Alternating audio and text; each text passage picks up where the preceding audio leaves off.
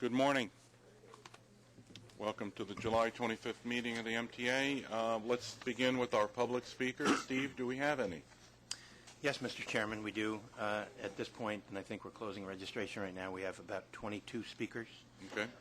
I'd like to remind everyone to keep it to no more than 3 minutes. 2 minutes. I'm sorry, 2 minutes. Sorry. No more than 2 minutes. Who's our first speaker?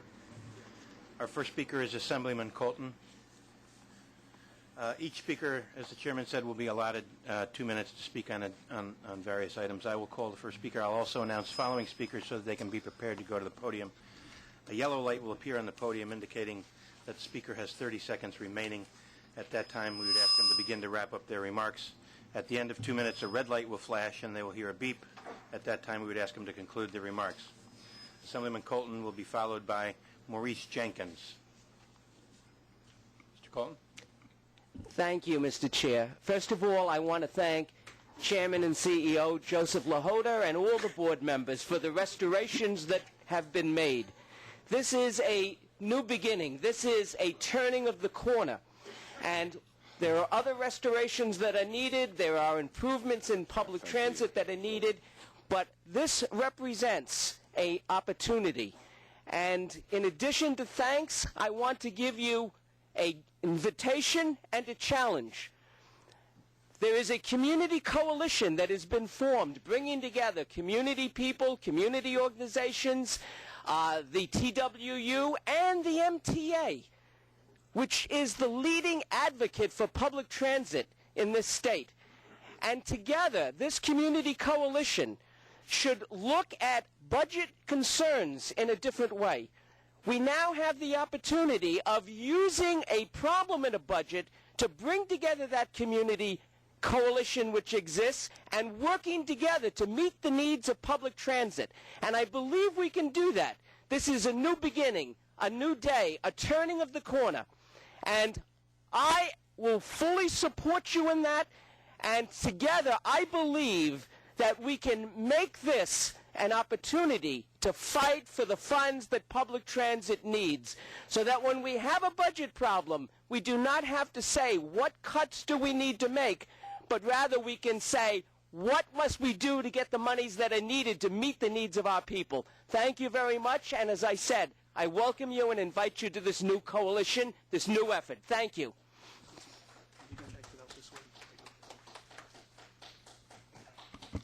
Maurice Jenkins to be followed by Marty Goodman. Good morning. First of all, I'm going to do something that's totally unusual for TWU. I'm going to thank you guys. Thank you for restoring the bus service. Some of it. But now I need to inform you that the reason why I've been so negative is in 2009, you closed 120 booths. 2011, you closed another 67. Now, I hear reports that there's no rise in fare evasion. I have to beg to differ with that, because the way that you monitor fare evasion is from the station agent in the booth. You have 187 less locations, but you have the same amount of fare evasion. Has it increased? I'm not an economist, I'm not a mathematician, but I would say with 187 less locations, it has increased exponentially. It would be nice if you would look into your pocketbooks, look into your hearts, and understand that where there's locations where there's no station agent, you have senior citizens who have to come from one side because they don't have that reduced fare Metro card. They have their senior citizen ID, and they have to get a paper pass. So now you've relegated them to excess travel because now they have to go from one side to the other. There's no egress anywhere. So as you reinstitute and restore service to the bus lines, don't forget the booths.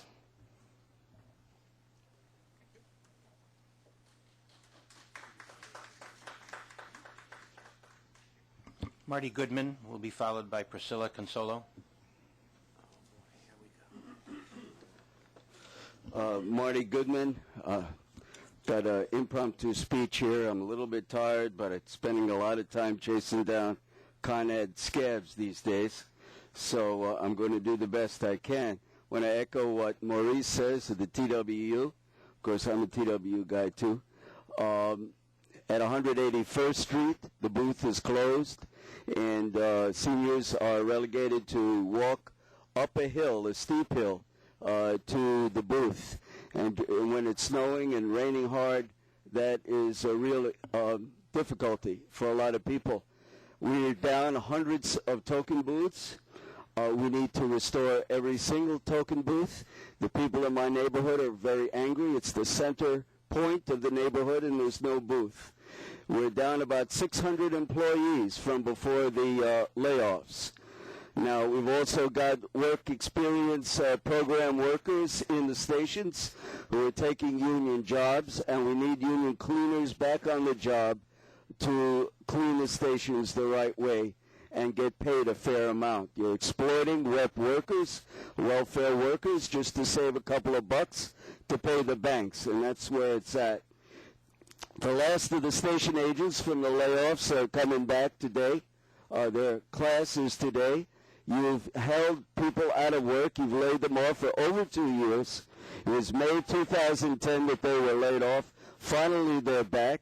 It's a complete injustice and hypocrisy to celebrate everybody coming back because they should have been laid off in the first place. We don't need to be paying the banks.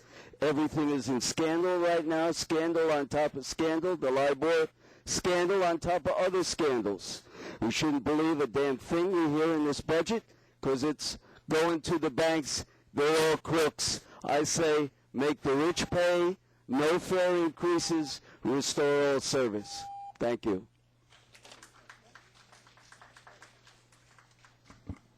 Priscilla Consolo to be followed by Geraldine Brooke O'Leary.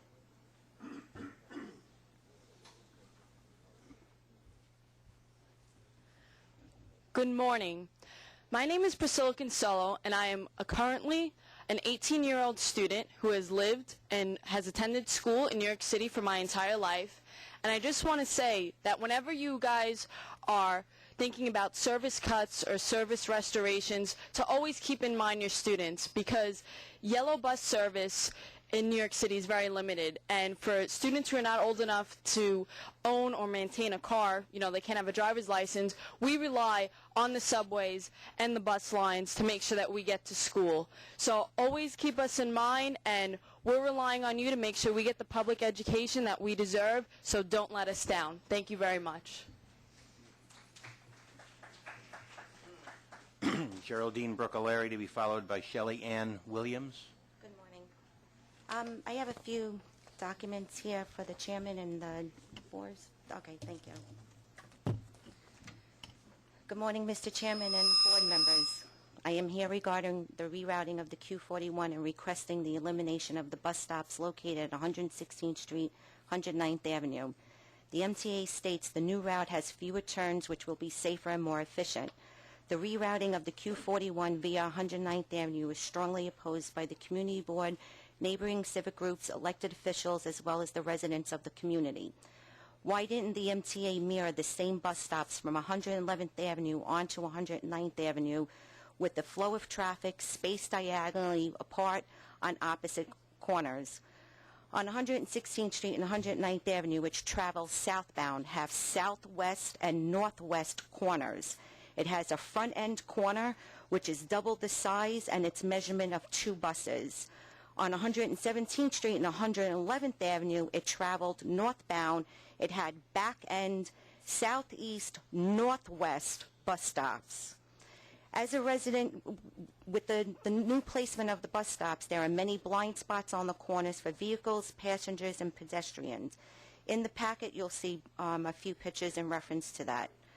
As a resident homeowner, our home was purchased 40 years ago without a driveway. My mother is semi-invalid with great difficulty in walking. My sister has Down syndrome and utilizes a special bus service. Bus matron is only required to walk her to the curb. Who will get her over the mounds of snow? What process did the MTA use to determine to relocate the bus route and where to place the bus stops? Did anyone come and physically look at the area, or was it determined by looking at a map? How did the rerouting save money? The new MTA bus route left a bigger gap in the route network than it existed prior. A better route would have been to use Linden Boulevard, Hawtrey Creek Road, with some modifications to Hawtrey Creek Road. How did the new bus stops route benefit and positively impact the residents and the community, the ridership? Who did it benefit? For more than 60 years, the route was on 111th Avenue. Why is it now a big concern? Residents from 111th Avenue state the Resort World Racino tour buses travel 111th Avenue that had never traveled there before. Why we don't want the tour buses? It didn't serve us residents. They should bring back the Q41 and we had bought our homes for that reason. Did the MTA reroute the Q41 from 111 to 109th Avenue to accommodate the tour buses? Is the Racino more important than the community, the residents, and the safety of everyone? Please eliminate 116th Street and 109th Avenue bus stops for the safety reasons and restore our block back to peace and being neighborhood friendly. It's just not black and white. It is the gray shades of life. Thank you. I'll leave the packets here. Shelley Ann Williams will be followed by Assemblymember Joan Millman. Good morning, Mr. Chairman and board members. I'm here to express my concern regarding the rerouting of the 41 bus stop as well. Just to say that the bus stop is opposite each other with 100 feet on one side and 150 feet on the other side. The stop has eliminated a total of 9 parking spaces in that area. The residents are stranded and forced to park in sided streets, which has resulted in neighborhood conflict over parking spaces. I ask that the MTA conduct a physical review of the neighborhood so that they can see what makes better sense. A lot of the homeowners purchased homes in that area that don't have driveways for the purpose of being able to park on the streets. People are sitting on my steps waiting for the bus. The quality of life is affected because now passengers are dropping litter and garbage in the area, cigarette butts and things like that as they wait for the bus. The stop is also poses a danger to the pedestrians and drivers when the bus is traveling westward direction on 109th Avenue and the traffic from 116th Street and then making a right turn. It poses a danger for a head-on collision. I'm just asked that you have some consideration for the quality of life of our residents and take into consideration Ms. Bucaleri's disabled mother and her sister who suffers from Down syndrome, and at least shorten the length of the bus stop to lessen the risk of collision and to cover less area so that the accessor ride can pick her mom up as well as her sisters. The bus matron will not have to drop her around the corner. Basically, that's it. So I just want to ask that you consider the quality of life of the people and the residents in that area. Thank you. Assemblymember Millman will be followed by Richard Creppen.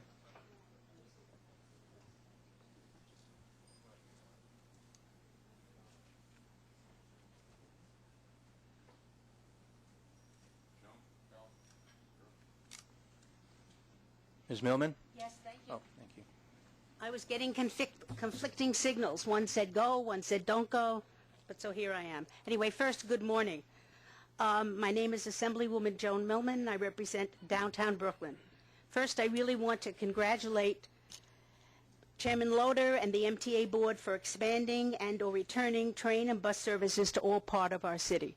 That you deserve congratulations for. But today I am here as the representative of the Columbia Street waterfront, Cobble Hill, Carroll Gardens, and Park Slope neighborhoods to request that this board consider restoring our B51 bus route in Brooklyn. That's our crosstown bus. I cannot argue that this bus is overcrowded, but numbers alone do not tell the whole story. The B51 is the only link from these neighborhoods to schools, cultural attractions, and doctors. There is no simple way to reach the Brooklyn Museum, the main branch of the Brooklyn Public Library, or the Brooklyn Botanical Garden. Yes, you can take the B61 downtown, walk a few blocks to the 2 or 3 station, get off and then walk some more blocks, and then you can reach your destination. So people have stopped and switched their doctors, going to a doctor that's more convenient, stopped taking classes at the museum, visiting the library and the Botanic Garden. Children attending school in Park Slope must cross 3rd and 4th Avenue to reach their designation, and these are heavily trafficked streets. I had to arrange for school crossing guards at some but not all intersections to protect these youngsters. All these neighborhoods are growing and growing with ever new expanding housing opportunities. Already more than 1,300 people have signed my online petition or paper petition. I strongly urge you, as you prepare to extend the bus route service in Red Hook, to consider a link that might go down Columbia Street or Union Street to Union Street and then pick up these passengers. As stated earlier, numbers alone do not provide a complete picture. Families without cars, seniors, and students have always depended on the B71, and I am here today to speak for them. Thank you so much. The next speaker is Richard Crepin, who will be followed by Jacqueline Carthers.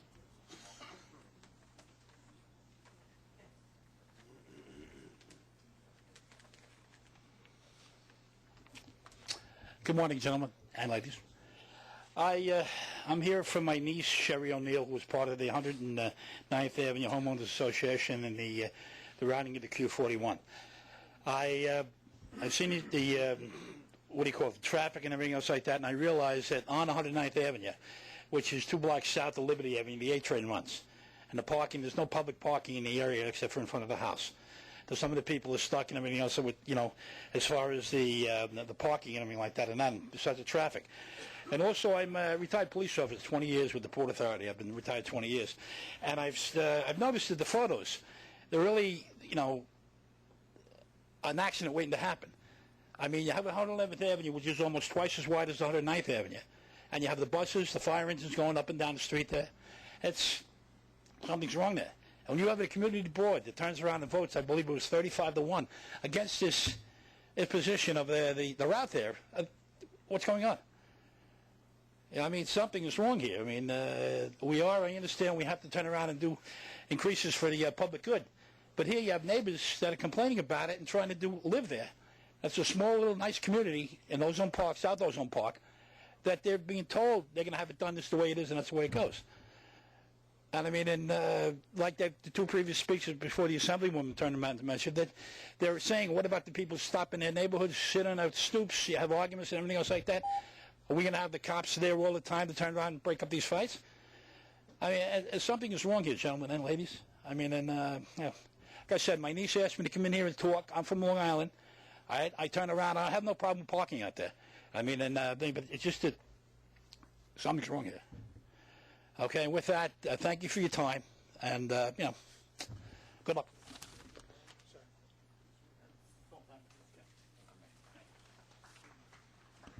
Jacqueline Carthers will be followed by Edeline Maureen.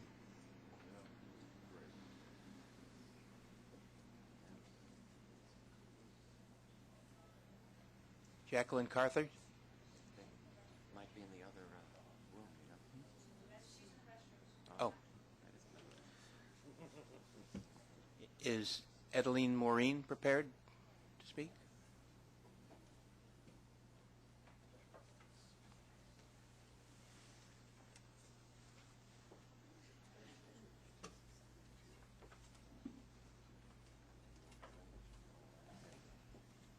Good morning. My name is Maureen Hartman, President of 12 Crown Street. We're here fighting for the 48 bus where we have suffered enough. It costs actually $4 to go through from the Botanical Garden to get through to Washington Avenue, because for seniors that's the only place they could sit. So we're now asking to reinstate the 48 bus because there's a lot of kids have to go to school, but we would like it to be in September instead of January. I'm here because a lot of people are suffering without the use of the bus, the school kids, the elderly, and everybody. Around my area, all the buildings are 6 floors. You're talking seniors.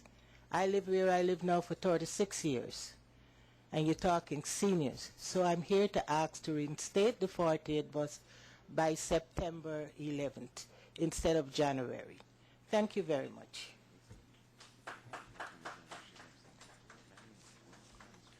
Ms. Carthers or Yaleen Liu? Yaling Liu? I know she's here. I saw her someplace. Okay. Let's move to Ali Fadil.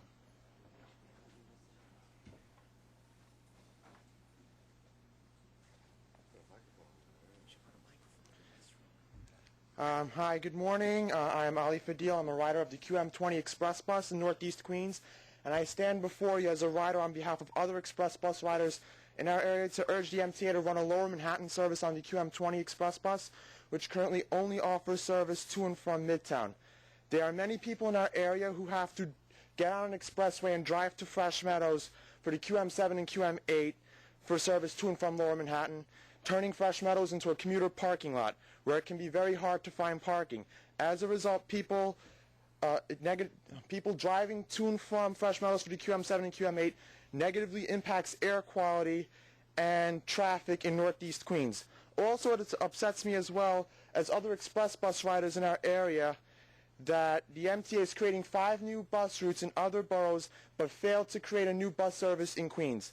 This is despite a representative from the MTA who was at Senator Tony Avella's town hall meeting held back in May saying that a QM20 downtown service is actually a great idea and that the agency would love to do it.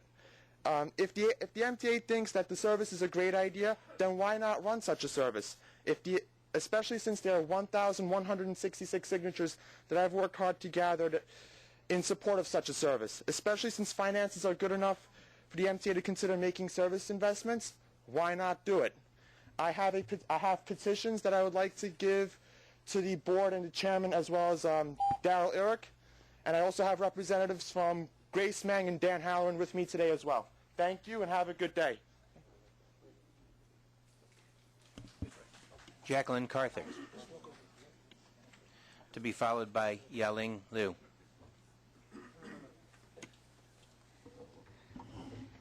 Good morning. My name is Jacqueline Carthen, and I would like to say thank you to the MTA and the board members for restoring the B48 bus in Brooklyn in Crown Heights.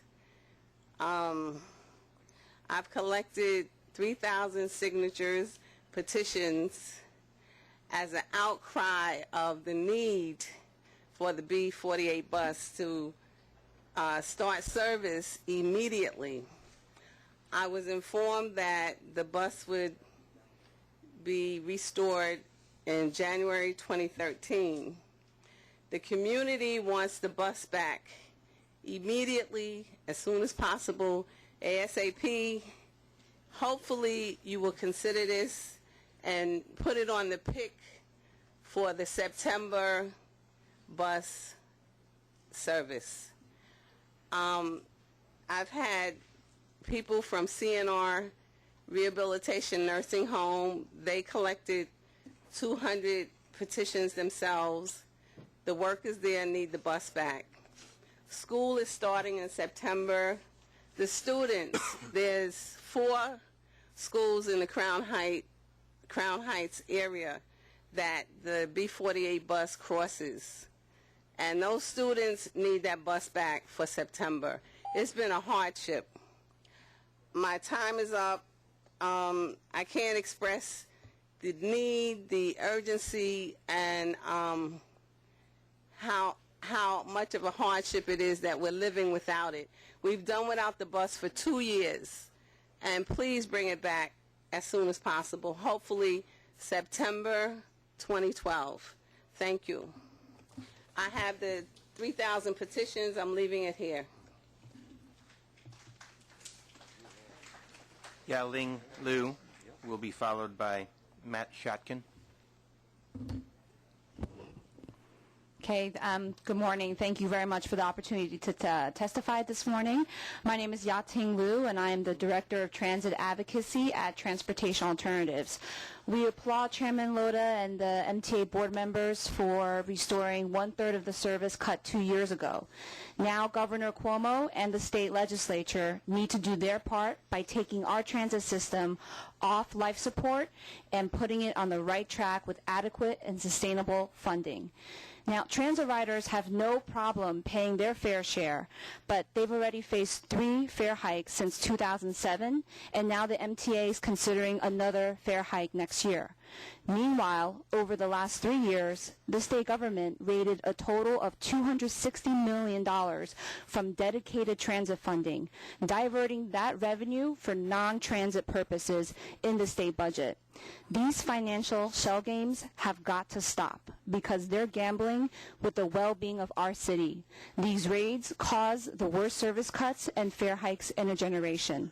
Now, in the last 15 months, Transportation Alternatives has held 6 transit town halls across the city.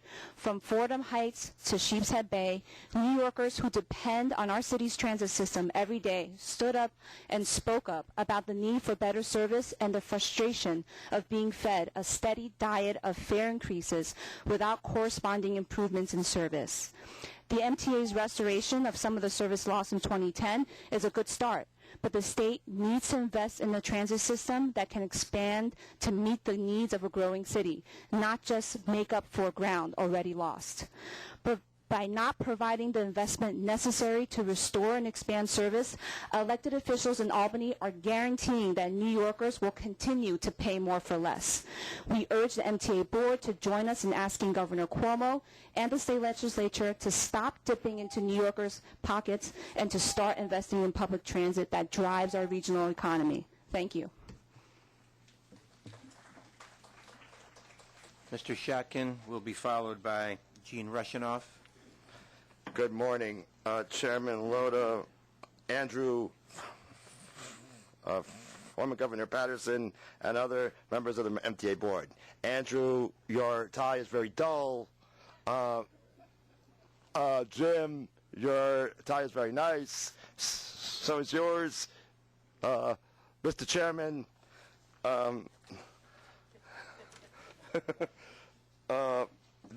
dear MTA Board, these comments are based on 2 very important topics. The $29 million restorations of buses in the 5 boroughs. 13, to be exact. I'm very relieved about that. I'm also relieved about the fact that there'll be more cops riding in this subway now overnight up in the Bronx in order to prevent crime.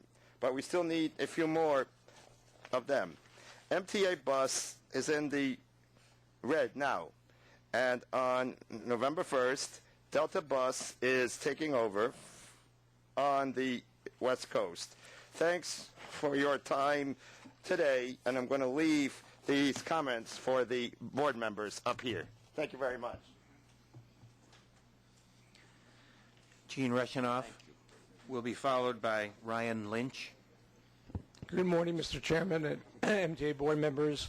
I join the other speakers in congratulating the chairman and the MTA board for restoring $29 million in service, as well as service additions. In a transit system that is bursting at the seams on many subways and on high-growth bus lines, it's the right thing to do, and you deserve congratulations, as do the politicians who came here this morning and the people who are speaking up for their communities. We realize that these service changes pose operating and financial difficulties for you, but if your finances continue to improve, we have 2 suggestions. I offer them as illustrations. One is the B-51. First, the plan you have calls for restoring the B-39 over the Williamsburg Bridge, and that is a big victory for the disabled community. However, the B-51, which travels over the Manhattan Bridge, was not restored and should be. The B-39 carries 1,180 passengers on an average weekday. The B-51 carries 900 passengers. The second, the MTA says in its materials that it's responding to ridership growth in the system. Well, that's particularly true of the subways, which unfortunately do not get much attention here. Last May, you had the highest ridership of any month in 45 years. Your subways are just crowded beyond belief. However, despite the fact the MTA plans to leave in place less generous what's called subway guidelines, which were adopted as part of the June 10th cuts, the June 2010 cuts, these standards allow more standees and less service on many subway lines during off hours and on weekends. The result continues to be a subway that is often packed late at night and has long waits in many different hours during the week. I look forward to debating your preliminary budget, your finances, and we'll see over the next couple of months what that looks like. But again, congratulations. Ryan Lynch will be followed by Bernard Silich. Hope I pronounced it correctly. Good morning. Thank you for the opportunity to testify today. My name is Ryan Lynch. I'm the Associate Director for the Tri-State Transportation Campaign. We're a nonprofit transportation policy organization in New York, New Jersey, and Connecticut. We want to applaud Chairman Loda and the MTA Board for the recent announcement of $29 million in service restorations, and we urge the Board to adopt the restoration plan today. We also want to echo Gene and say thank you for the elected officials that came out and testified today, and as well as everyone from their communities advocating for better bus and train service.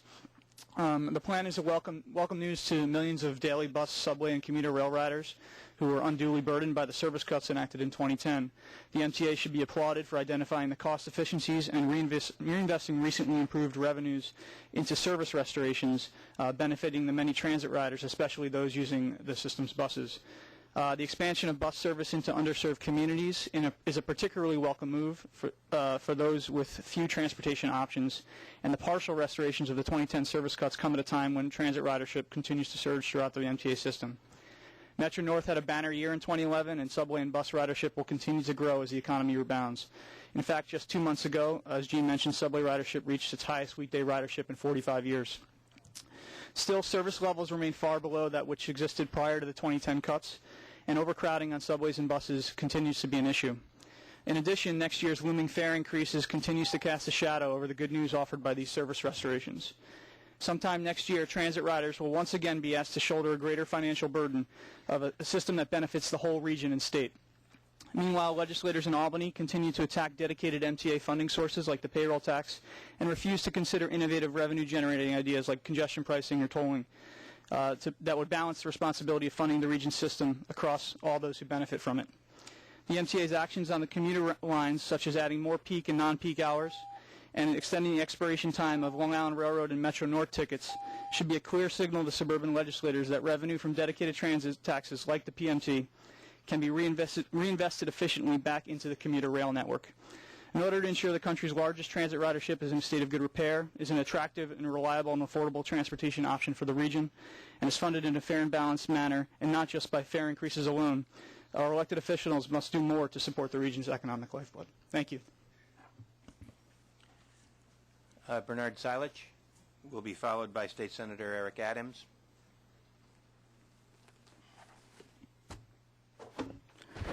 Good morning, board members and President of the board. I'm Bernard Silich. I'm representing a community in Co-op City of 15,000 families. 25% are senior citizens, 20% are under 19, large number of single mothers, a whole head of households, a lot of large working families. You know, we've had, over 40 years, we've had very good service of the 26 and 28 bus, and they served us well. And suddenly in 2010, the MTA, in their wisdom, decided to fix something that was unbroken. So why fix something that was not broken? And yet now we are suffering due to this new change. And what's happening is that the 26 and 28 now bypasses two-thirds of the community. And those buses go to hospitals, universities, high schools, shopping areas. And MTA tried to adjust that.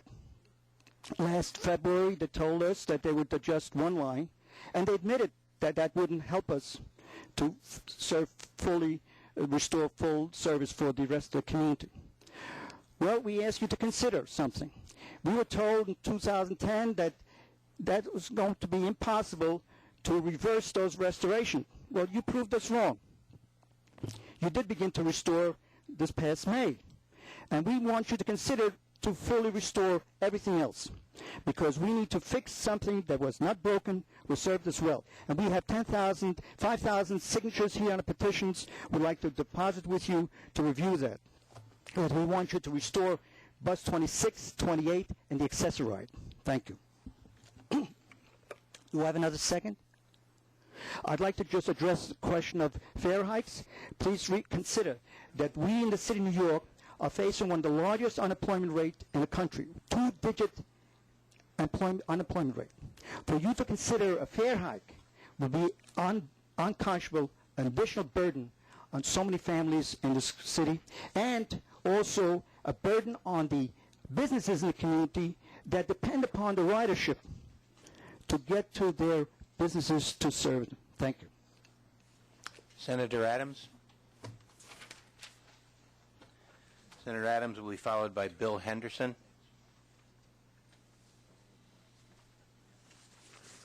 Good morning. Good morning, everyone. Rarity, I'm coming here with congratulations, you know. First of all, I am, as many of you know, I'm a retired transit cop, and I rode the subways, and I currently, I am a Metro card holder. I use the subways every day, and I also use the New York City bus system. And I want to thank you for reinstalling the B48 bus in Brooklyn. Oftentimes, when our citizens that use the public transportation system, they have the belief that government rarely listens. And Ms. Carthen, one of my constituents in the district, received over 3,000 signatures, and the process was successful as she showed how important it is to use that bus. Many people, particularly in my district, who are elders, you know, they are intimidated by entering the subway system. And the bus provides a vital service. I use the bus often as I move throughout the district, and many of my residents use the bus. And so when you come here and you speak with the board or you speak with MTA officials, people tend to believe that it falls on deaf ears. But we believe the restoration of the B48 shows that someone is listening. And when we appointed the new head, he stated that he would listen, he will analyze, and he would be on the ground to hear the concerns of the people. So I appreciate you for doing so, and I thank you for the restoration of the bus service. Thank you. Mr. Henderson. He'll be followed by Howard Birnbaum. Good morning. On Monday of this week, we heard a number of service restorations and enhancements presented. We commented at the committee meetings that these are positive changes, and we feel that this board and staff deserve to be congratulated for putting these forwards. Today, as we begin the process of the budget for 2013 and the July financial plan is released, I want to remind this board that there are places within the MTA region, as you've heard, where service has yet to be restored or where service needs have not been yet addressed, and riders still don't have what they need or deserve. As the budget process proceeds, we urge you to take every opportunity to bring back service where it's been curtailed, to improve service where unmet needs exist. The fundamental purpose of this authority is to provide service, and we ask you to remember that as you consider next year's budgets. We understand the financial constraints that face the MTA, but as you well know, the percentage of the cost of providing service that is paid by the riders is the highest of any large transit system in the nation. We need to take a fundamental look at the way the MTA is funded.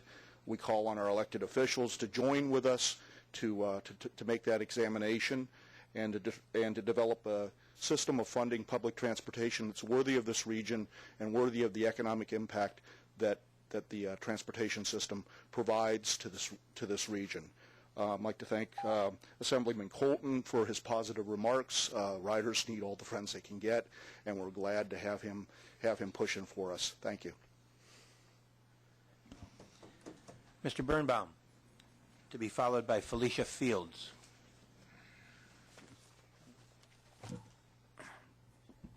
Good morning. How are you? I'm here today to I live in Queens, and I'm here for the people, for the senior citizens, and they have to wait a long while for the Queens Boulevard going to Q60. So far, they put ribbon stops on the Q20, on the Q53 and the 52, but why we can't have a Q60 ribbon stops? Because one person said to me at a MTA meeting, a public meeting at 2 Broadway, Norman said that if he puts ribbon stops, he'll be a 20-minute headway, because he tells me that it's a low, sharp riding strip. That's impossible, because I ride, it takes me 35 minutes from my area to 2nd Avenue, and I wondering if you could possible, please put a ribbon stops on the Q60. Thank you for your time and have a pleasant day. Felicia Fields. Ms. Fields will be followed by Ingrid Bob.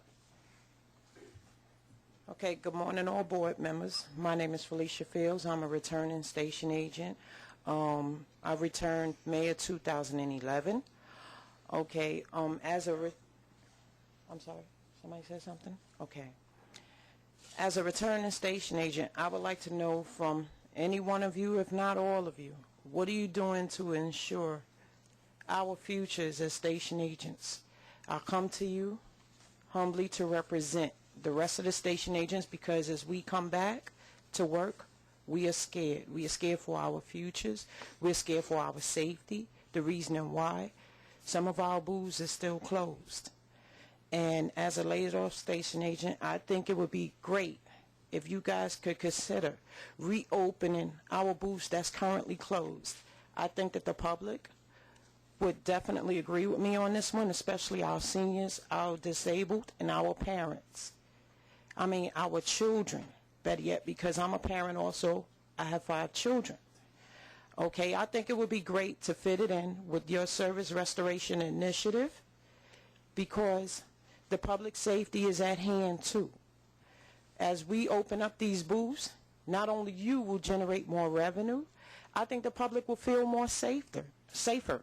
What do you think? Don't you think that the public deserves more, better service for their money?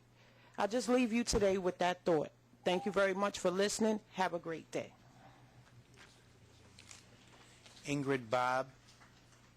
Ms. Bob will be followed by Joanne Choi. Good morning. I am Ingrid Bob. I'm located at 12 Crown Street with the 48 bus. We have 4 schools on Crown Street, on Washington, and we need it at September 11th instead of January 13th. Thank you, and have a good day. Joanne Choi will be followed by Cynthia Alexander. Good morning. My name is Joanne from Assemblywoman Grace Meng's office in Flushing, Queens. The Assemblywoman couldn't attend today at the board meeting due to scheduling conflict. Therefore, on Assemblywoman Meng's behalf, I would like to share her position on adding a Lower Manhattan Wall Street branch onto the QM20 express bus lines. The Assemblywoman supports such expansion as she understands the difficulty in commuting to and from city by the Northeast Queens residents. She's well aware that there's a lack of efficient public transportation option for the Northeast Queens residents. One of the options the residents have is to take QM20 express bus to Midtown and make at least 2 transfers on the bus to get to downtown. Another option is that after taking QM20 express bus, the commuters can transfer to either 4, 5, or 6 subway at 59th Street and Lexington Avenue. It is our understanding that the Lexington Avenue subway station is ranked as one of the top 10 crowded subway lines in New York City. In 2011, the average subway ridership during a weekday at the station was about 66,000. And the last option for commuters is to take the Long Island Railroad from Queens to Penn Station and then take a subway to Lower Manhattan. As from the 3 options I mentioned previously, you can see that traveling to and from Lower Manhattan can be very tedious and time-consuming, as well as expensive for the residents of North Queens residents who commute daily.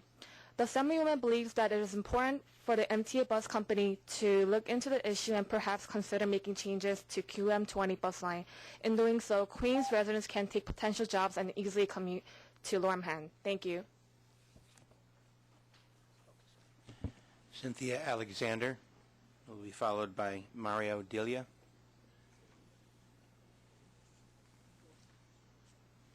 Ms. Alexander?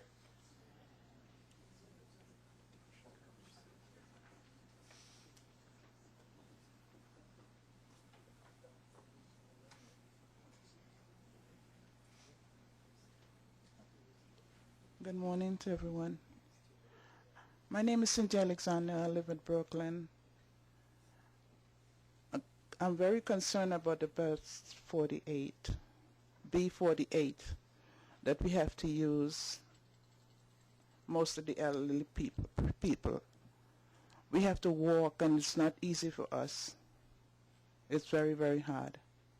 And we would like very much for the bus to return by September 11th instead of 2013. I thank you very much.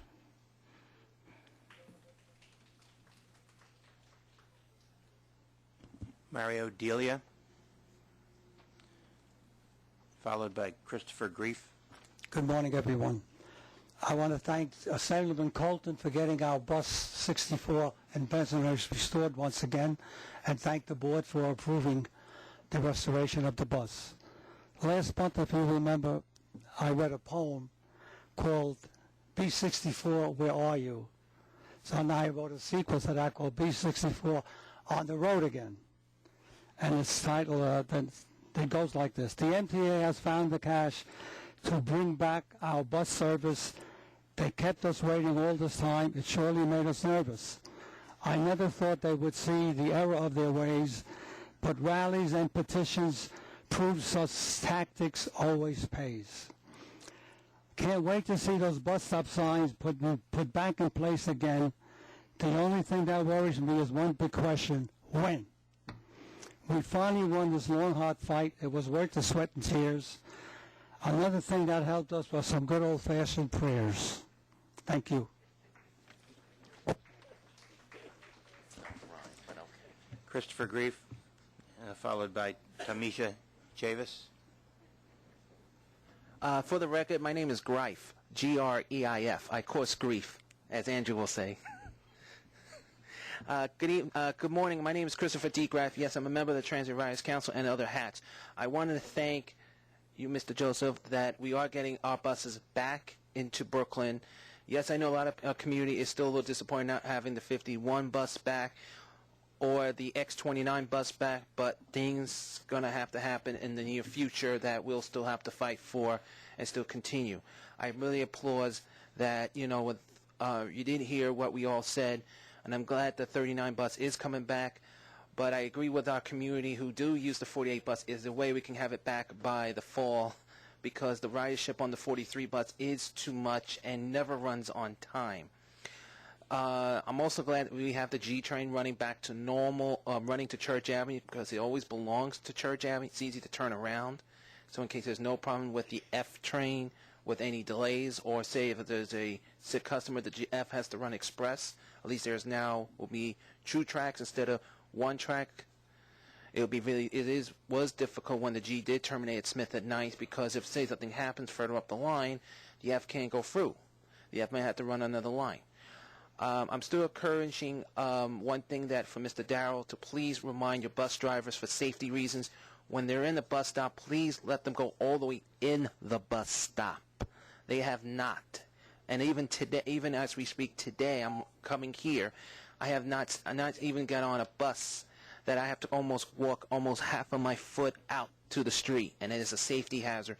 And including a motorized wheelchair was trying to get on the bus, and the driver refused. Can we please remind all drivers safety first? Thank you. I apologize, Mr. Greif. Tamisha Chavis, to be followed by Jennifer Thorpe Moskin.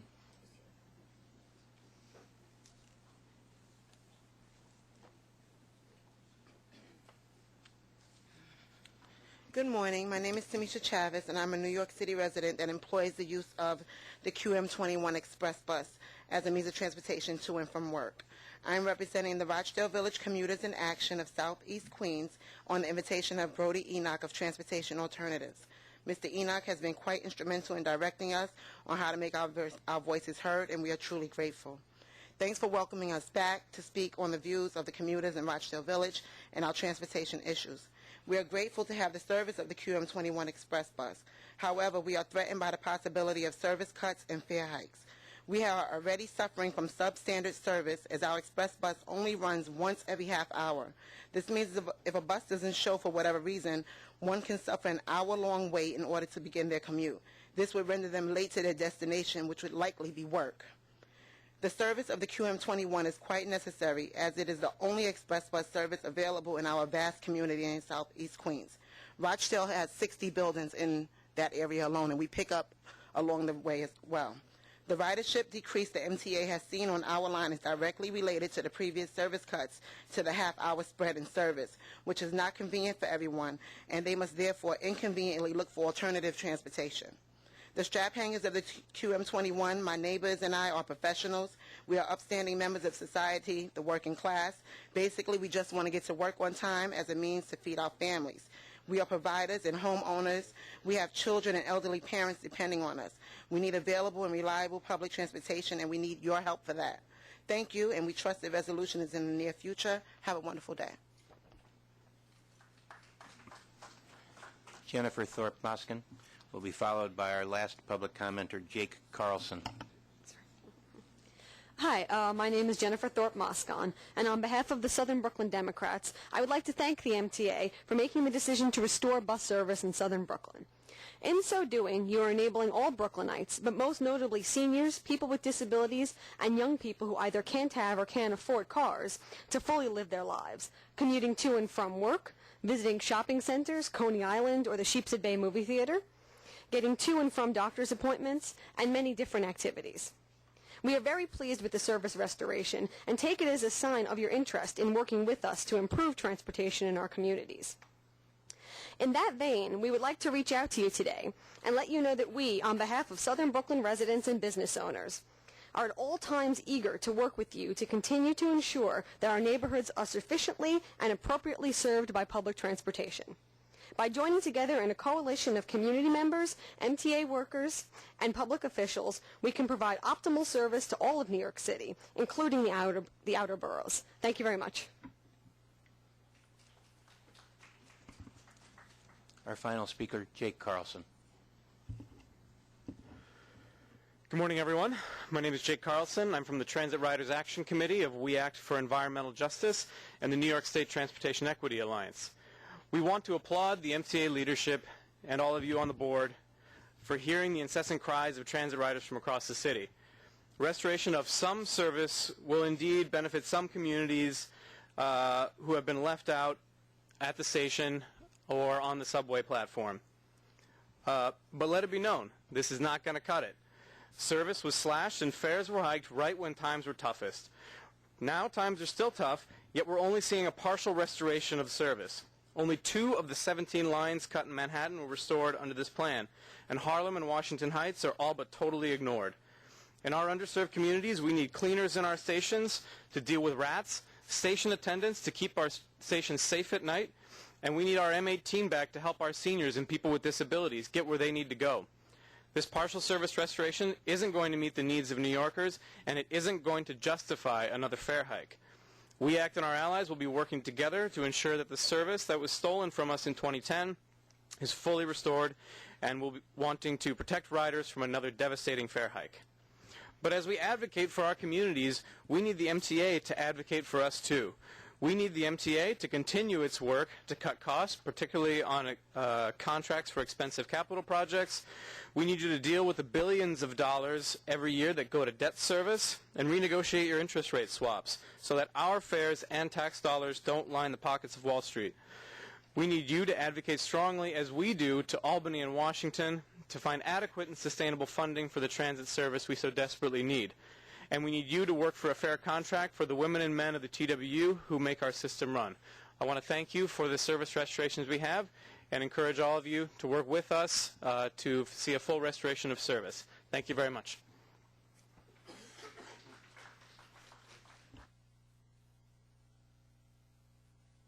That concludes our speakers this morning. Good morning again and welcome to the July board meeting.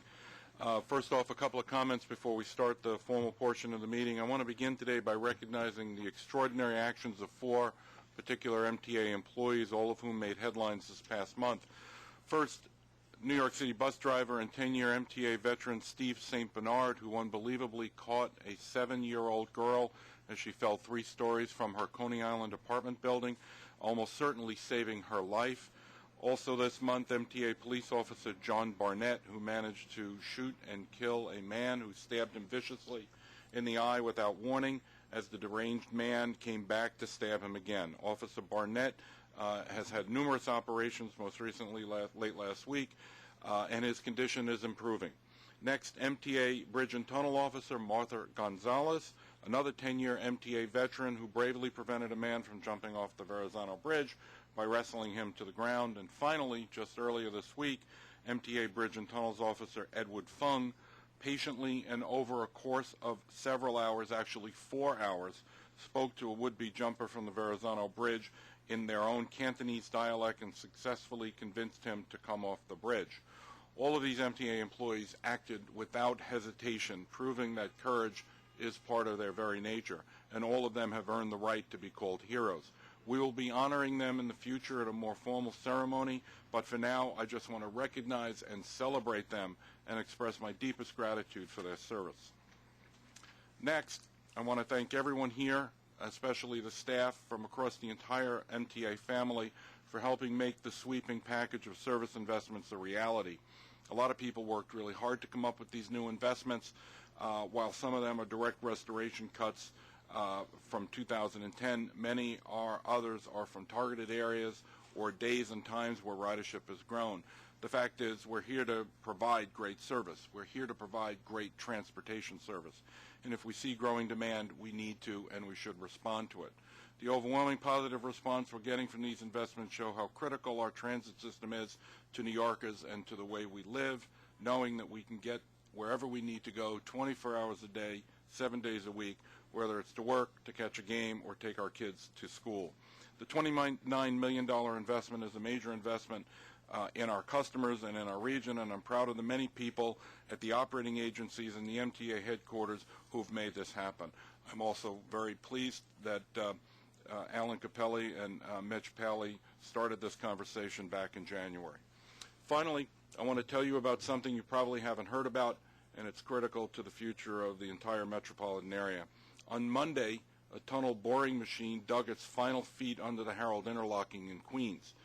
Now, that may not sound like such a big deal. It actually has marked the completion of all of the tunnel boring work for our massive East Side Access project, which will bring the Long Island Railroad directly into Grand Central Terminal. And not only that, it marks the completion of all of the tunnel boring for all of our mega projects. We have a very ambitious capital program, and to say we're now done with all the tunnel boring work is a huge step forward for the MTA and the entire region. Over the past 5 years, up to a dozen separate tunnel boring machines have been chewing through rock and soil underneath New York City. It's been the largest concentration of these machines in the United States, and a huge burst of tunneling in New York City that's had little of it but for the third water tunnel in the last couple of generations. Well, it's done now, and I think it's just another indication of how much progress the MTA is making on projects that will open up the city and the region to new development and new customer service and new benefits for everyone. Thank you for that opportunity to make that statement. The minutes of last week's meeting have been distributed to all the members. Are there any corrections or omissions? If seconded, all in favor say aye. Aye. Motion carries. Now I'm happy to turn the floor over to MTA Vice Chairman Andrew Saul, who also chairs the Finance Committee, for the Finance Committee report. Andrew? The Finance Committee met this month and reports the following. There is one non-competitive procurement in the amount of $849,000. The committee recommends this procurement, and I move it. Second. All in favor? Aye. Any opposed? Motion carries. There are 3 competitive procurements in total amount of $6,096,000. The committee recommends these procurements, and I move them. Do we have a second? Any questions or comments? All in favor say aye. Any opposed? Motion carries. There are no ratifications. There are 14 real estate action items which are described on pages 40 to 72 in the materials distributed for this meeting. The staff summary for the tribute and light display contained on page 70 of the board materials is deemed amended to provide that the licensee is the National September 11th Memorial and Museum at the World Trade Center Foundation Incorporated, also known as the 9/11 Memorial. The committee recommends these real estate items, and I move them. Any questions or comments? All in favor, say aye. Motion carries. Joe, that concludes our report. Thank you, Andrew, very much. And now a report from the Transit Committee from its chairman, Mark LeBeau. Mr. Chairman, the Transit Committee met on Monday and reports the following. There are 2 action items. The first action item is the modification of the scope and intent of a capital project concerning the rehabilitation of subway structure along the 4th Avenue line in Brooklyn to include high-priority structural component repair work on multiple lines. This item is described on pages 74 through 76 in the materials.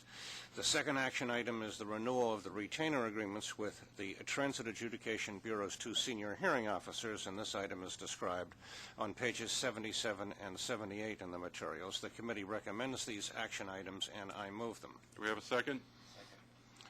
Any questions or comments? All in favor, say aye. Aye. Any opposed? Motion carries.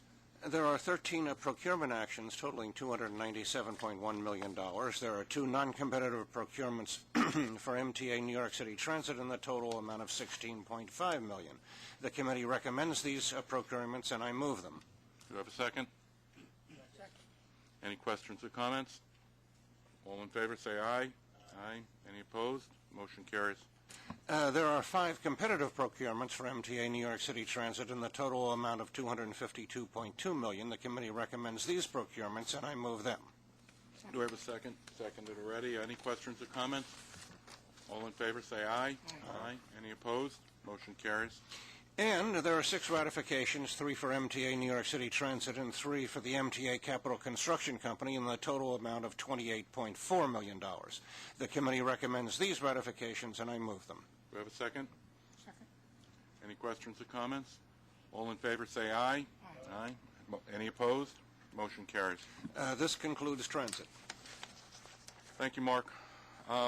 This month I chaired the Bus Operations Committee. There are 2 non-competitive procurements in a total amount of $32.77 million. The committee recommended these procurements, and I move them. Do I have a second? Second. Any questions or comments? All in favor say aye. Aye. Any opposed? Motion carries. There was 1 competitive procurement in the amount of $8.43 million. The committee recommended this procurement, and I now move it. Motion's been seconded. Any questions or comments? All in favor say aye. Any opposed? Motion carries. There's 1 ratification in the amount of $110,000. The committee recommends this ratification, and I move it.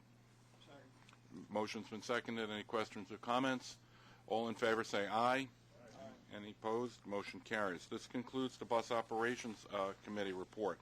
Now I turn it over to the chairman of the Metro North Long Island Railroad Committee, Jim Sidor. Morning, Mr. Chairman. The Metro North Long Island Railroad Committee met this month and reports the following. There is 1 action item for the Long Island Railroad. This item is to approve use of $2,634,500 from the Long Island Railroad 2005-2009 capital program for parking and state of good repair work at 4 Long Island Railroad stations, Ronkonkoma, Maryland, Laurelton, and Lawrence. It is described on pages 113 and 114 in the materials distributed for this meeting. The committee recommends this item, and I move it. Seconded. Second. Any questions or comments? All in favor say aye. Aye. Any opposed? Motion carries. There are 19 procurement actions in the total amount of $25.34 million. There are 3 non-competitive procurements, all for the Long Island Railroad, in the amount of $740,000. The committee recommends these procurements, and I move them. Do I have a second? The item has been seconded. Any questions or comments? There being none, all in favor say aye. Aye. Any opposed? Motion carries. There are 15 competitive procurements, 1 for Long Island Railroad, 5 for Metro North Railroad, and 9 for the MTA Capital Construction Company, in a total amount of $24.52 million. The committee recommends these procurements, and I move them. Do we have a second? Second. Any questions or comments? All in favor say aye. Aye. Any opposed? Motion carries. There's one ratification for Metro North Railroad in the amount of $78,451. The committee recommends this ratification, and I move it. Do we have a second?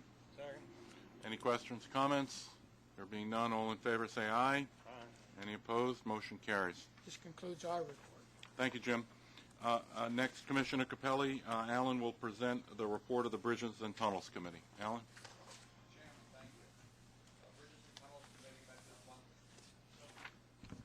Okay. Bridges and Tunnels Committee met this month and reports the following.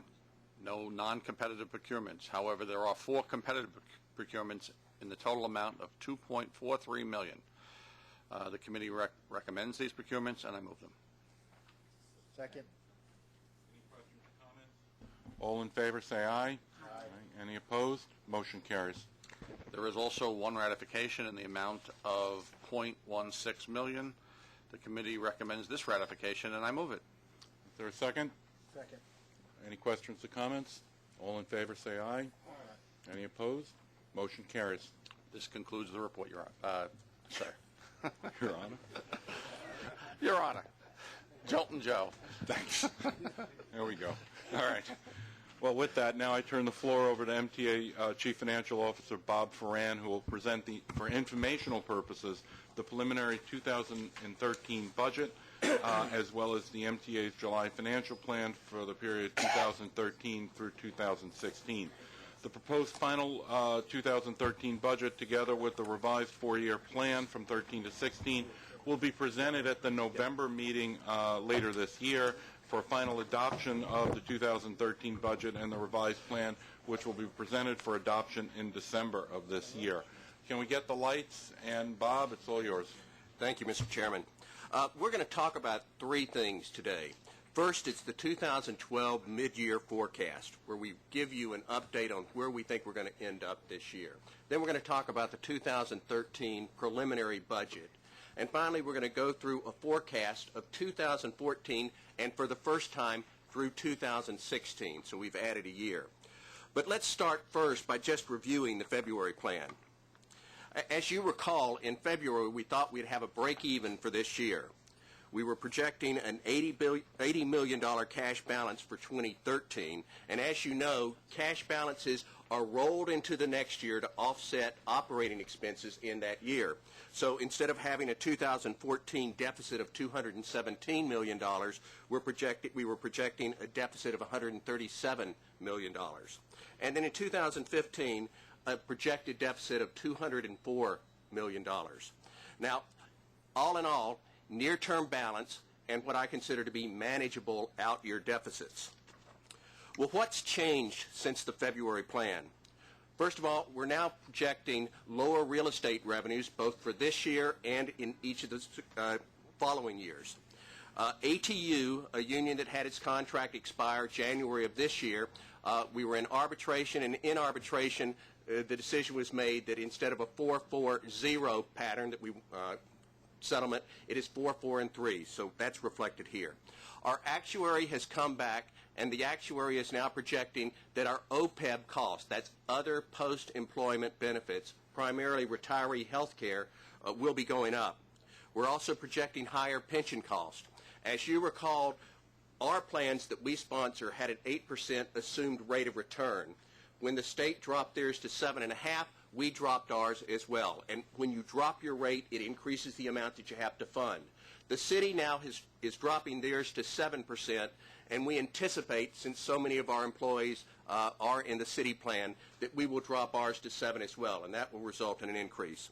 We have higher workers' compensation costs, greater claims, higher rates, and we now have better estimates on the cost of relocating our headquarters staff when we dispose of this building down to 2 Broadway. Now, again, that will hit our operating budget for those costs, but we expect that those operating costs will be restored when we do dispose of this building. On the plus side, higher ridership revenues, and that, again, was one of the driving factors in the service investments that we've added.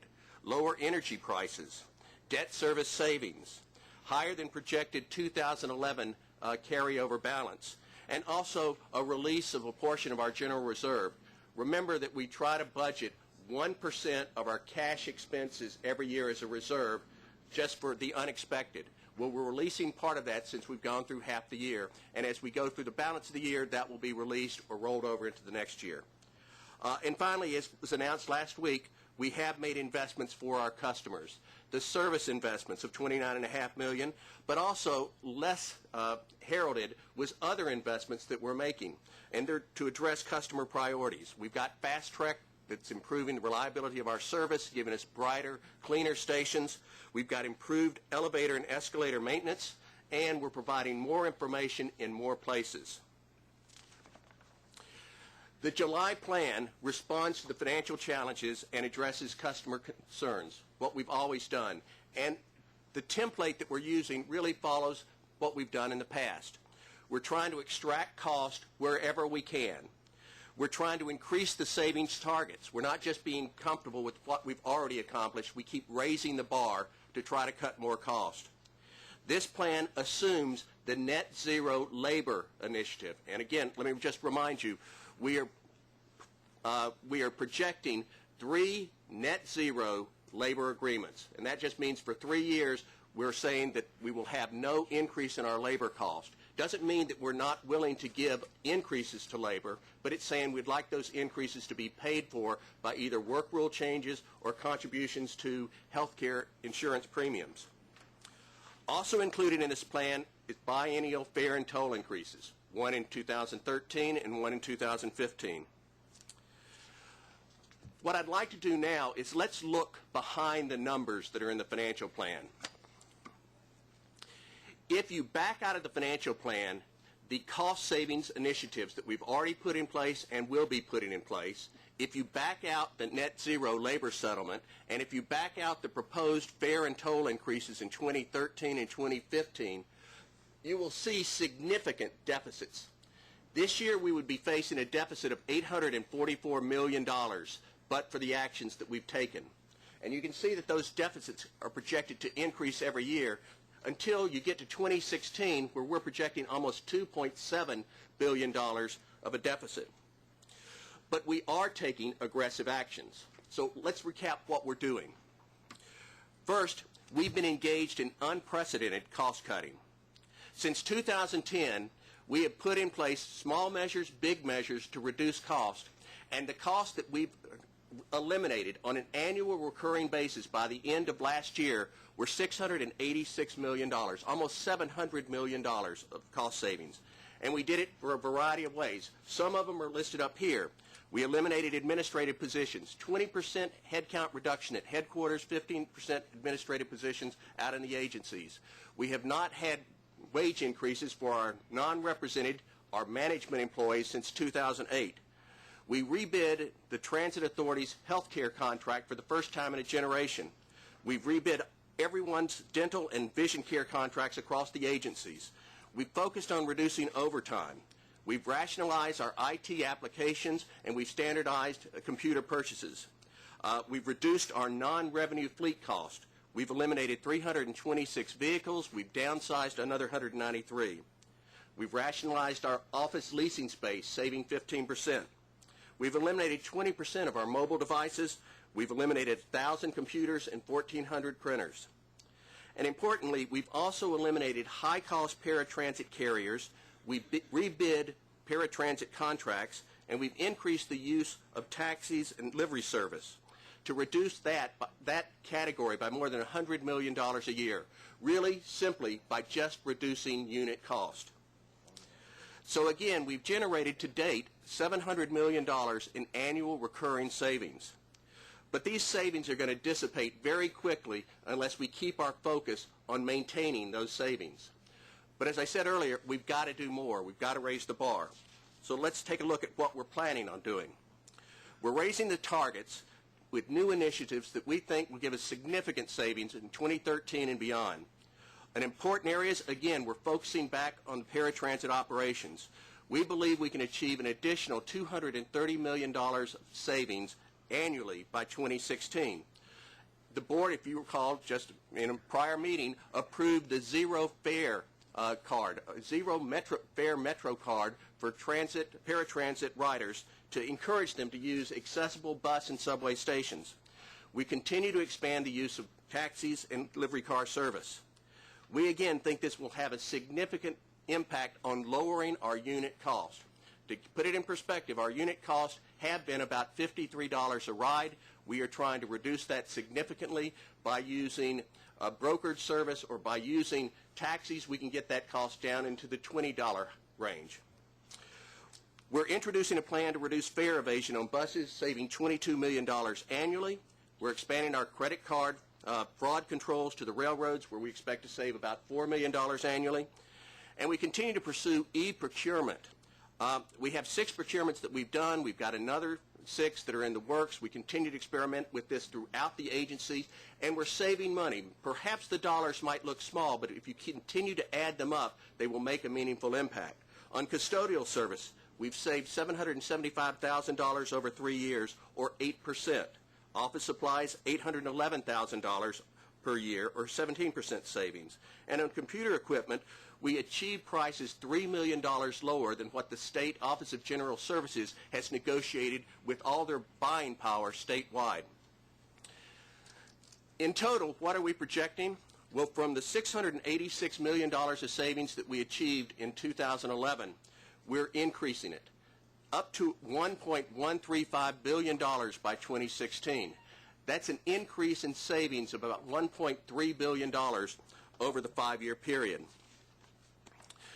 So, as we can see on this chart, those incremental cost savings that we're driving toward have gone a long way to reduce the current deficit and projected deficits in place. But we also are helped by the net zero labor settlement that we built into the plan. And as you can see here, positive impact, reduction of deficit of about $146 million in 2012, growing to about $307 million in 2015, and then holding flat at $307 million. Significant impact. We also have biennial fare and toll built into the plan. In 2013, an annualized increase of $450 million. In 2015, a fare and toll increase annualized to $500 million. Now, the process with the 2013 fare and toll increase is that you'll be asked today to authorize the beginning of the process, to put out public notice, and then in November to hold public hearings. After public hearings are held and after the board considers, at the time that we adopt the December budget, the board will make whatever decisions they are going to make with regard to fares and tolls, and those will be incorporated into the budget that's approved at that time. And then we would implement the fare and toll increases and changes in March of 2013. With the projected fare and toll increase in 13 and 15, you can see that we're going a long way to closing the gaps. We've eliminated the deficit in 2012. We've eliminated the deficit in 13. We have a slight deficit in 14, 15, and a deficit in 2016. What I would like to point out here is if you look at the far right-hand bar, I'd just like to kind of put things in perspective. We still have $374 million of deficits that we have to overcome, and we have a $231 million deficit in 2016. But look to see the contributions to eliminating that almost $2.7 billion deficit, and look to where it's coming from. Our customers, through the fare and toll increase in 13 and 15, are contributing about $990 million toward closing that gap. Actions that the MTA is taking in terms of cutting costs, reducing costs, going to our vendors, getting concessions, is saving us about $1.1 billion. And then there's the contribution that we're asking from labor of $307 million. And again, I remind you, it's the net zero, meaning we're prepared to give wage increases or raises as long as they're paid for with work rules. But I just want to point out that $307 million is not insignificant, but in terms of a contribution to closing what is a almost $2.7 billion gap, it is not as meaningful as what we're asking the customers to do or what we ourselves are striving to do in terms of cost cuts. But when you look at a chart like this and you see that the deficits keep growing and growing, it begs the question of what's going on here. What is driving these deficits? And What's driving the deficit? It's the fact that the non-discretionary expenses are growing faster than inflation, and non-discretionary expenses are growing faster than the expenses that we can control. We have two parts to this chart here. On the left-hand side, we look at the compound annual growth rate just from actual 2011 to the place we are today, the mid-year 2012. And on the right side, we look from actual 2011 to the forecast period of 2016. Now, on the left, CPI for the last 18 months, inflation has been 1.6%. During that time, discretionary expenses, and that's payroll, that's overtime, that's the things that we have control over, has actually declined 0.3%.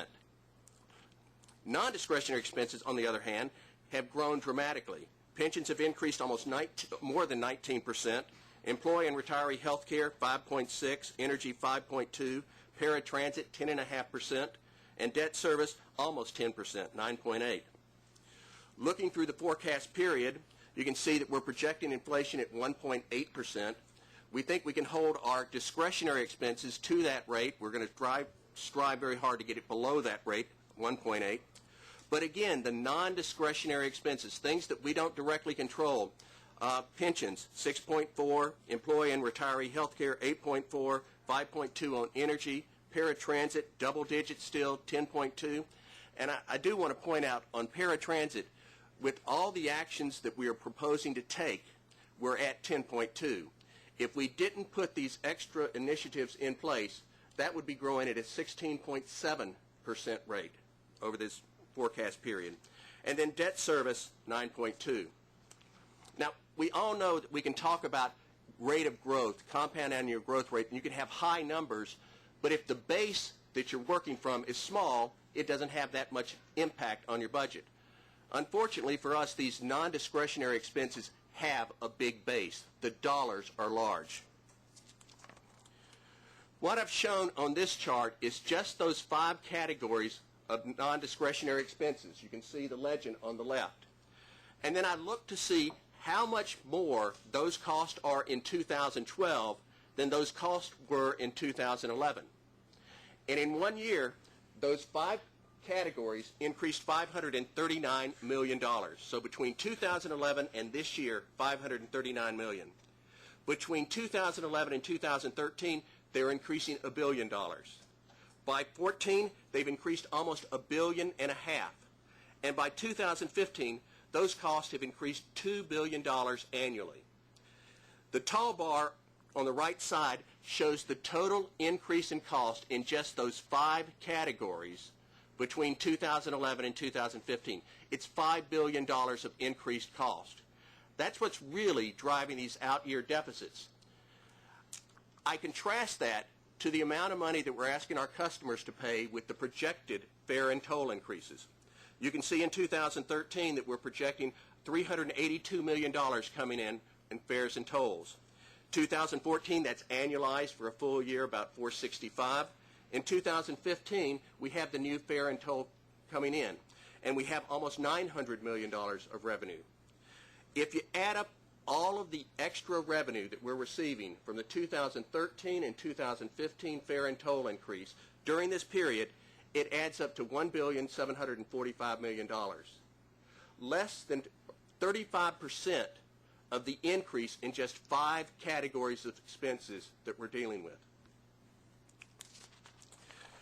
So where are we today?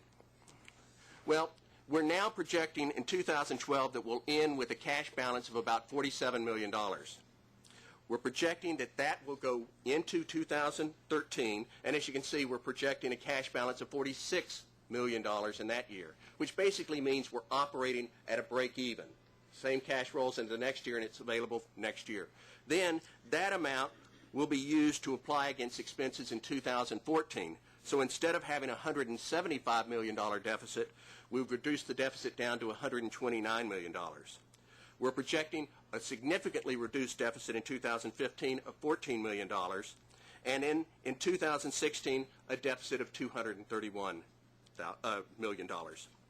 Now, as I look at those again, the out years, the deficits are growing, but I believe we can manage if all the things fall in place.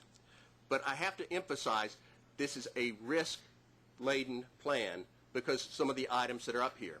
You saw on the prior chart that, we were expecting the fares and toll increases, that we're expecting the net labor settlement, net zero labor settlement, and if any of those things don't happen, it will have a significant impact. To just demonstrate, let me take the smallest component, what we're looking for in the net zero labor settlement. So just the smallest item, the $307 million in the out years. Let's see what happens to our financial forecast. As you can see, large deficits reappear and reappear quickly. Instead of having a small cash balance at the end of this year, we're looking at a $153 million deficit, growing to $228 in 13, $465 by 14, and well over $500 million by 2016. In total, if we don't get that one thing, the net zero labor settlement, our deficits increase by $1.3 billion through this forecast period. Money that has to be made up some way, somehow. So really, what is the bottom line on our financial plan? We continue to make good progress, but our finances continue to be fragile. We have significant risk. And just to reiterate, those risks are that we, the MTA management, has to make sure that we can continue to reduce costs. We can't let up. We have to continue to reduce those costs. We do need the net zero labor settlement. This is critical. We need to continue to receive the dedicated taxes that are supposed to come to the MTA. We all recognize that the economy remains weak, and if the economy falters, we have very little in terms of financial reserves to fall back on. And then we need to continue to recognize that we have these long-term vulnerabilities. We have employee and retiree health care costs that continue to grow at a significant rate, and our pension expenses.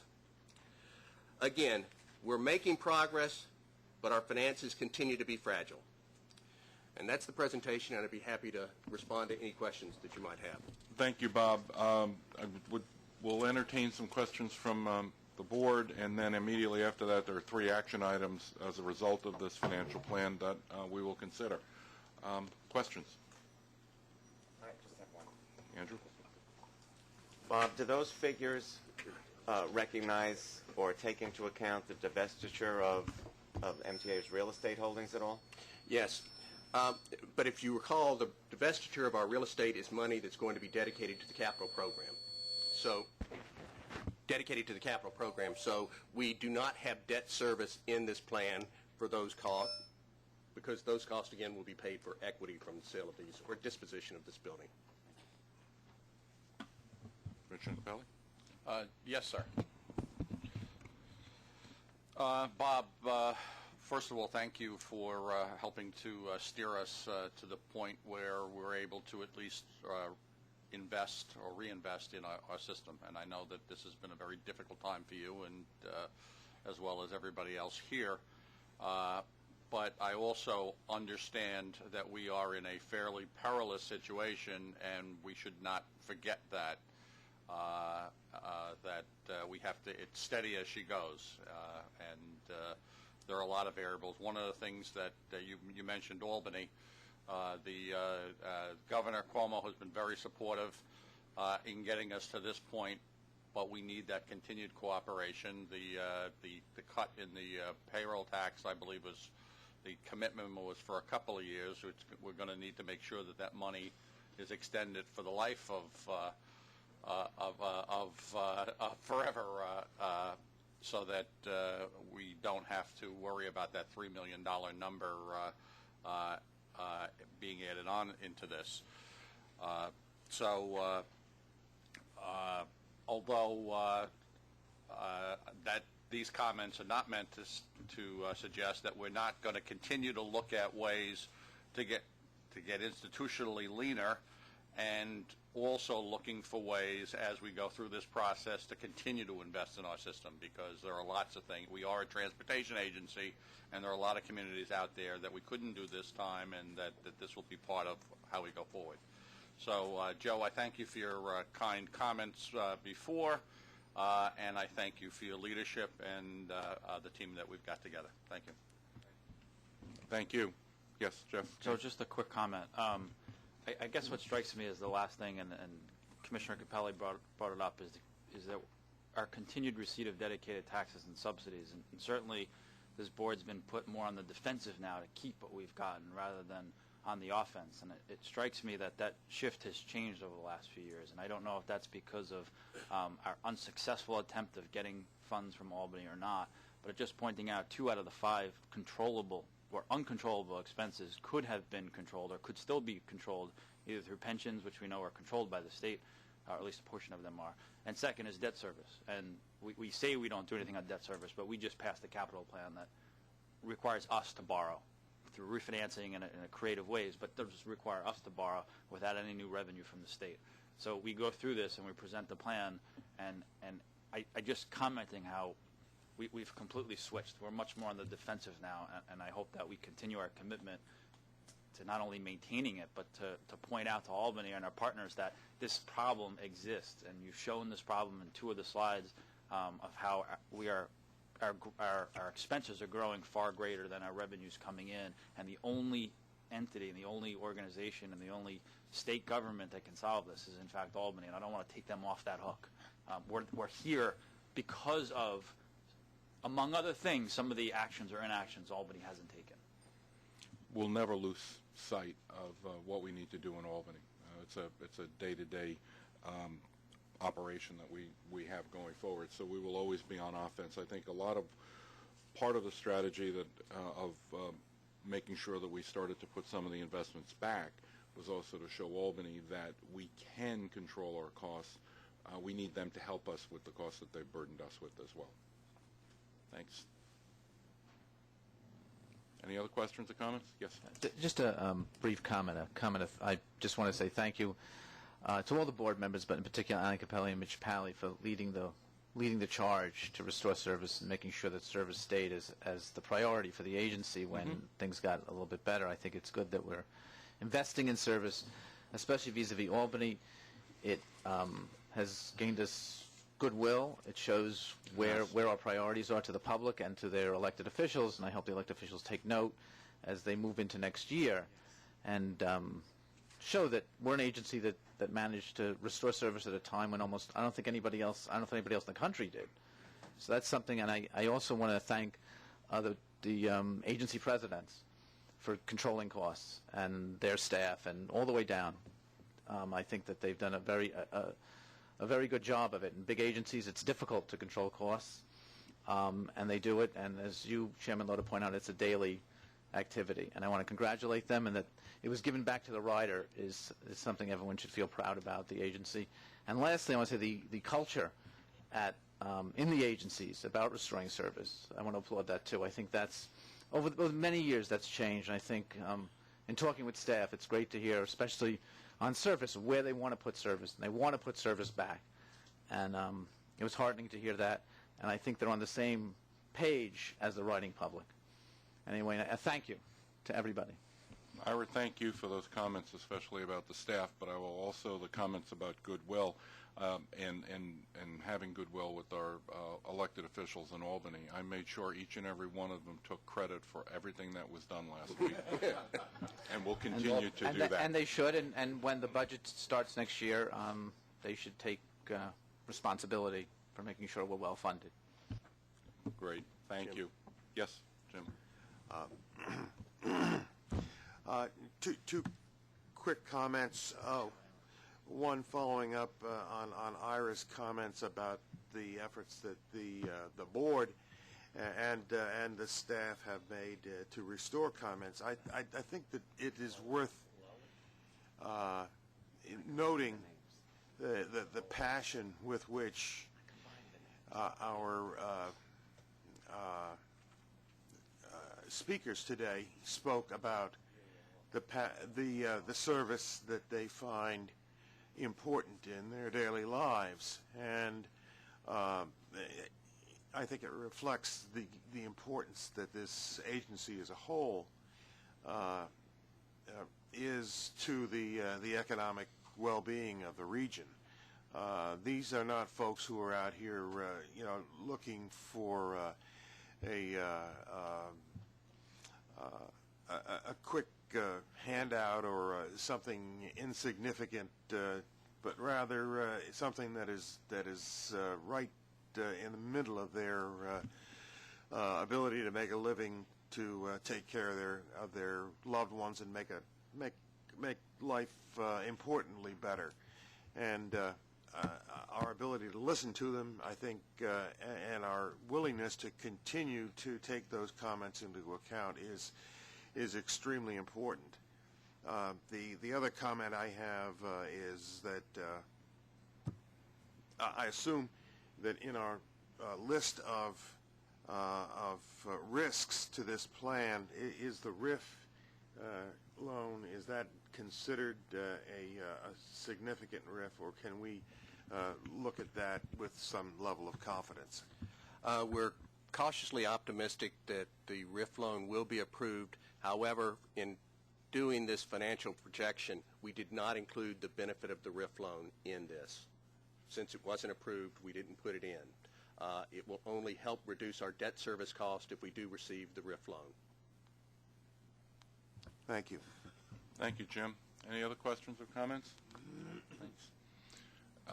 There being none, in context of the 2013-2016 financial plan that we just discussed, there are 3 action items that require board approval. The first is the adoption of a resolution that you have before you, authorizing the amendment of both the Long Island Railroad and Metro North ticket refund and validity policies.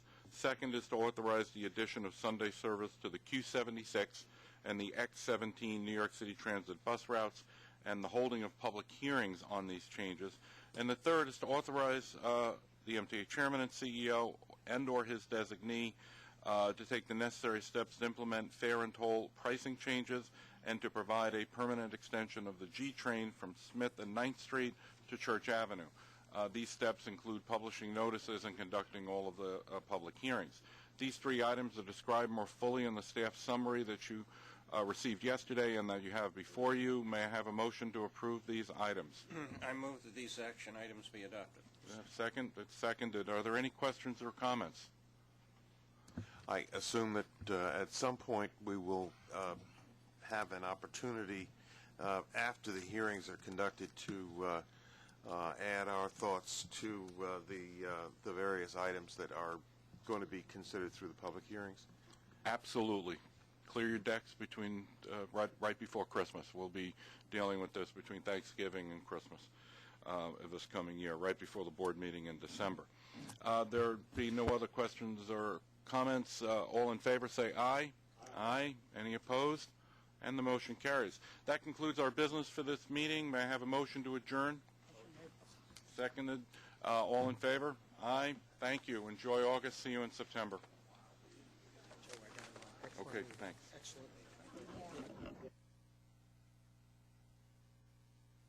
We're all set?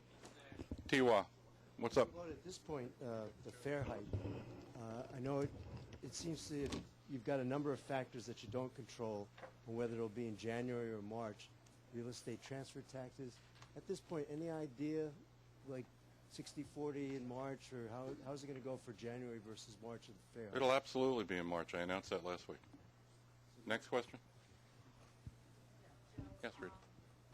Zero-sum labor that you're trying to work out, does that mean, or will it involve layoffs of any kind, or? Layoffs are not on the table, and in general regard to anything labor-related, as I've said over and over again, and John Samuelson and I are both committed to not talking about it in public.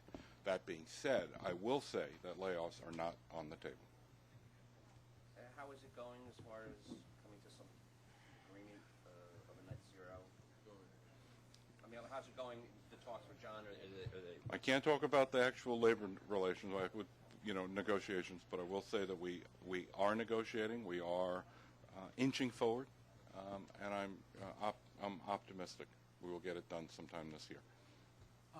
Are you confident including the assumption of 3 zeros when the way the ATU arbitration decision went? I mean, that's a pretty big assumption. I think it's implicit in what I said last week that our budget is fragile. That's probably it is a risk, and I prioritize it as probably our number 1 risk. Yes. There's some board members that aren't here that haven't been here. Governor Patterson's not here. Do you have any thoughts on that? Are people missing today's meeting? I had asked at the beginning of the meeting because the Governor Patterson had said that he would be attending the meeting, and I'd asked Darlene Slade, our person who coordinates all of our broad activities, to reach out to him to understand why he wasn't here. I haven't, don't know why.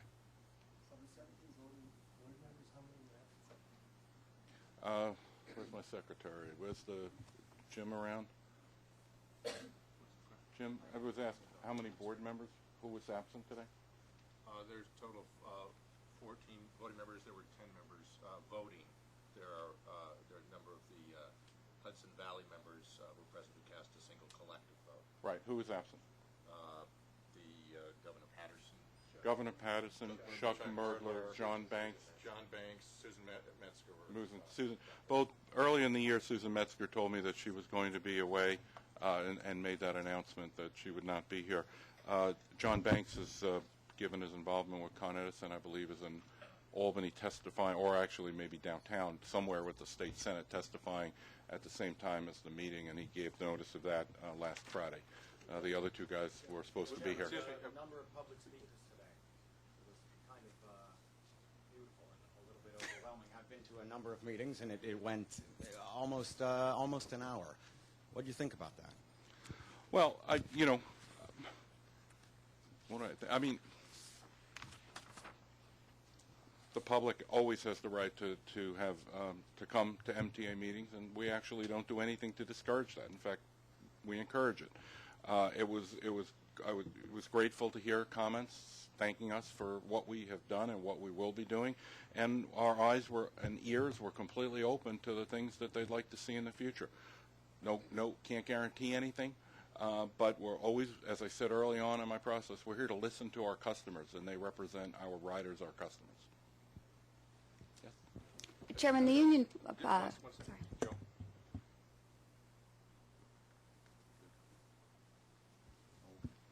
We've received notice that Governor Patterson was attending a funeral this morning in an emergency situation.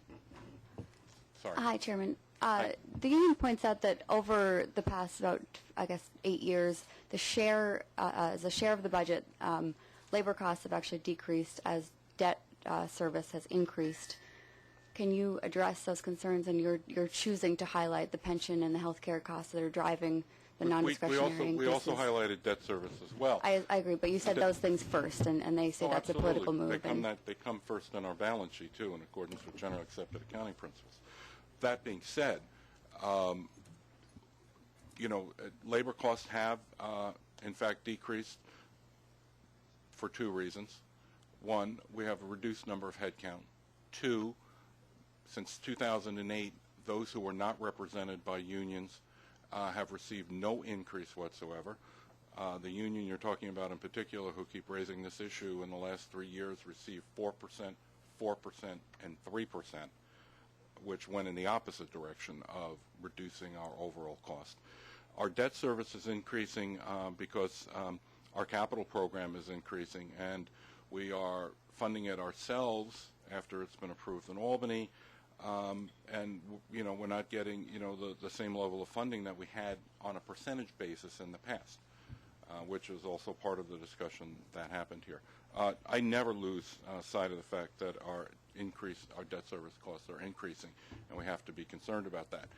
It's also important to note that debt service is there for one reason and one reason only, and that is to maintain and to expand our network, so that we can provide a good system and a good transportation system for all of our riders, for all of our customers. That's the reason why we have debt service, because of what we need to do to maintain this over 100-year-old system.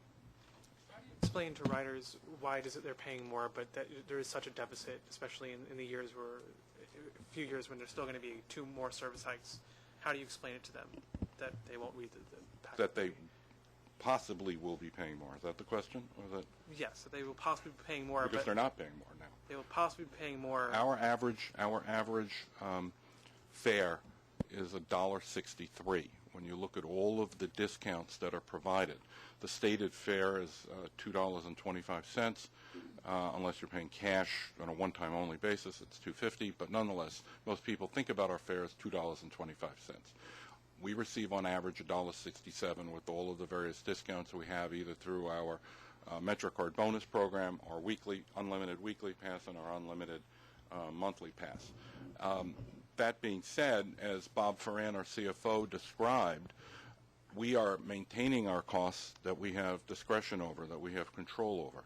We have certain uncontrollable costs, one of which is debt service, another one is pensions, another one is health care, both employee and retiree health care.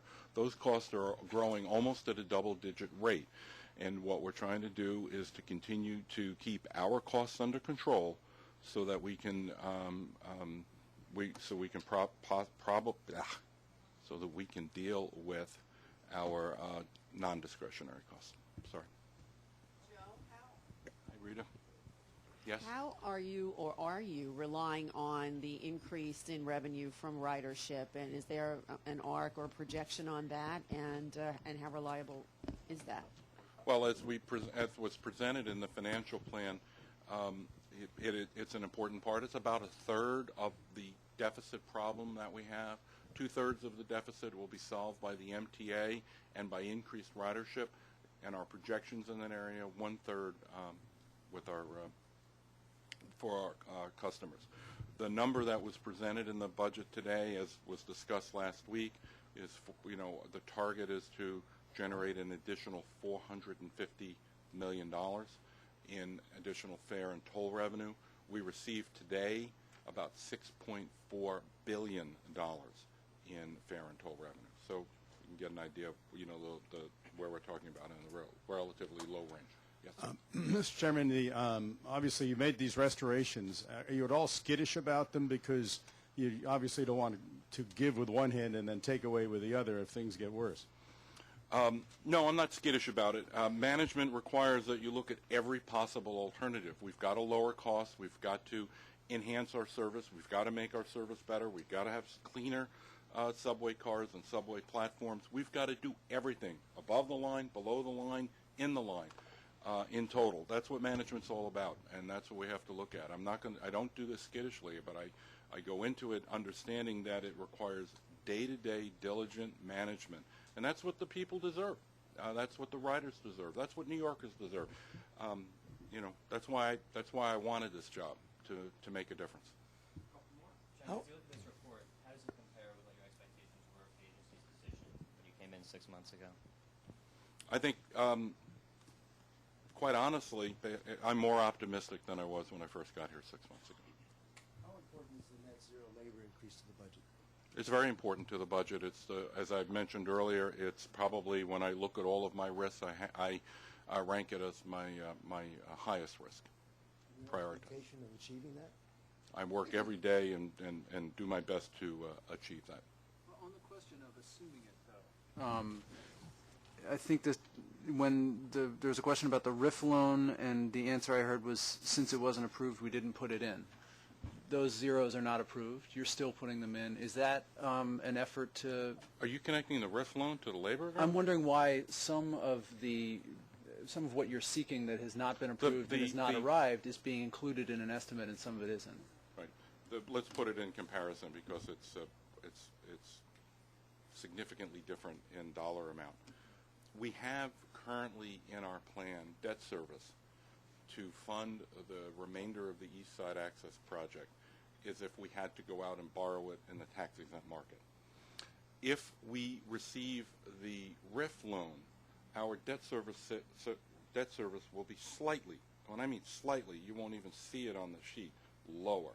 And so it's not anywhere near the level of comparison to what a 1% or any percent increase would be in our labor agreement.